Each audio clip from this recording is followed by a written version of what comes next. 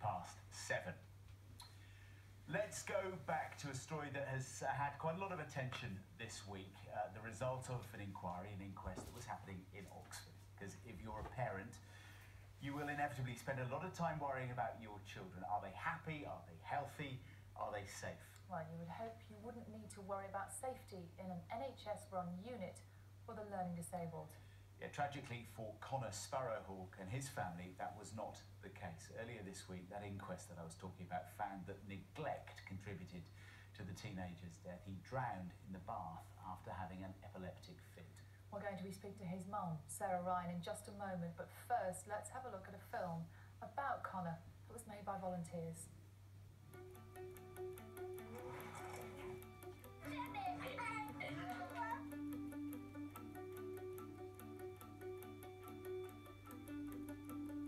There's so many funny stories about him, but one of the things that sort of sticks in my mind now is the way he used to say mum all the time. Mum, mum, mum. And there'd always be, you know, like lots and lots of mums, and I'd sort of say, what?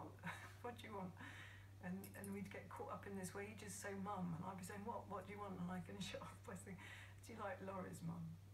If mum made him do the dishwasher, he'd like, his talking would be very about mum, but it would be like ridiculous things like she should be put in prison or it's a breach of his human rights and stuff to do the dishwasher. It was very repetitious. So if he asked you something, he'd see a picture of a bus and he'd be talking about the bus and he'd say, who's the bus driver? And I'd say, well, I don't know. Who is the bus driver?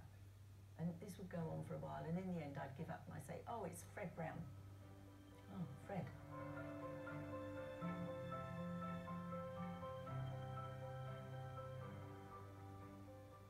Memories there of Connor Sparrowhawk and his mum, Sara Ryan, joins us now. Good morning. Thanks so much for coming in. Tell us more about your son. Tell us about your Connor. Yeah, as you just heard, he was just very entertaining, gentle,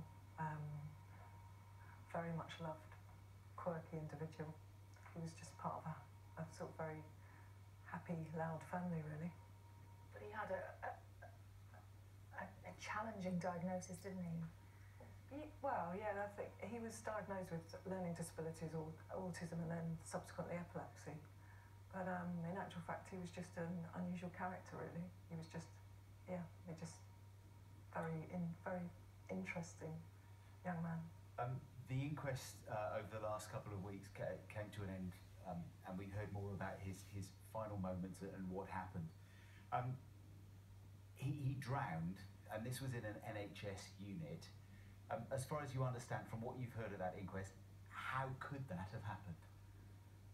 Yeah, I mean, that's a question we've asked ourselves for 2 years now, really, but over the course of the inquest it became apparent that the unit was completely chaotic, the care was substandard, there were serious failings, and a complete disregard for Connor's epilepsy.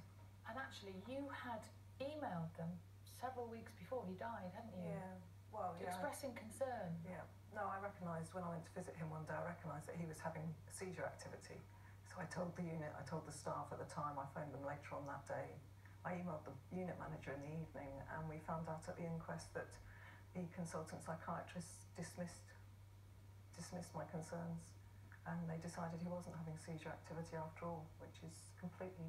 And the crucial thing would have been that if they had recognised that, he would have been checked on more regularly? Well, I'm not sure.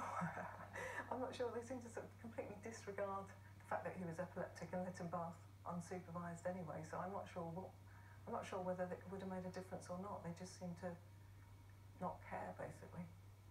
As a mum, to sit through an inquest and to hear the evidence, but, you know, it's not evidence to you, is it? It's what happened to your son. What can you tell us, can you describe to us to be part of that? It's just been so awful. It's been so unspeakably awful. It's hard to put it into words, actually, just to sit in that setting and just hear all the evidence, in inverted commas, or hear what happened and how it happened. Yeah, I'm not sure there are. Maybe I'll think of some words in a few weeks or months if we ever recover from it, but it is awful. And do you, when you hear it and you hear the criticisms, does that make you incredibly angry primarily, or do you try to turn it into a positive so that this doesn't happen to another family, to anybody else, or how do you? It's made me feel really sad. It's made me feel sad. We've been angry for 2 years. We've been furious and raging, and we have actually generated a lot of positivity out of Connor's death, and there's been a fantastic campaign. But at the moment, I just feel deeply sad. And lots of people who go through a hugely traumatic experience like this, very often at some point, like perhaps, you know, after an inquest, after a little bit of resolution, will be able to find positives. You mentioned positivity. Is there anything you can draw on from this? Is there... Yeah, I draw on the support we've received, and I draw on the outrage that people have demonstrated about what happened to Connor. I think that's been hugely reassuring that people recognise it was so wrong. I think that's... I feel very warmed by that. So there are some positives, definitely. And also a campaign, which I mean, tell us what the force of that. Yeah, we've got a great campaign going, which is called JusticeforLB, because Connor was known as Laughing Boy. And yeah, an enormous amount of support, an enormous amount of collective solidarity behind trying to change the law around learning disabled people's life experiences, trying to change the way in which people like Connor are perceived and treated, and trying to show that people like Connor have an enormous amount to contribute. Okay, Sarah, thanks so much for coming in to talk to us.